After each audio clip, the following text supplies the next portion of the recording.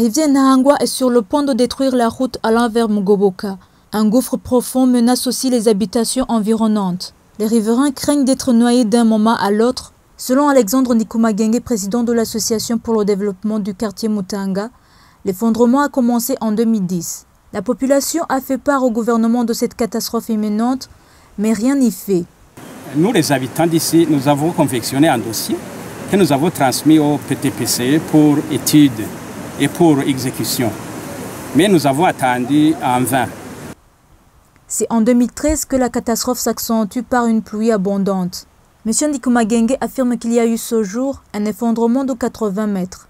Des autorités sont arrivées sur place et ont fait le même constat. À partir de ce moment, le deuxième vice-président de la République a visité les lieux avec quelques-uns de ses ministres, notamment celui des travaux publics et celui de l'environnement. Et nous avons cru qu'ils allaient peut-être trouver une solution, mais probablement que, vu les problèmes qui étaient ailleurs, ils n'ont pas pu arriver à satisfaire nos doléances. Avec les pluies torrentielles de février 2014, explique-t-il, l'effondrement s'est accentué, une peur panique est perceptible chez les riverains. Les gens ont une peur panique parce que d'un moment à l'autre, ils croient que leurs maisons peuvent s'écrouler. Et si les maisons s'écroulent la nuit, c'est les vies humaines qui vont partir avec. Et comme je l'ai dit, vers Mugoboka, il n'y a qu'un seul passage. C'est le seul passage que vous voyez.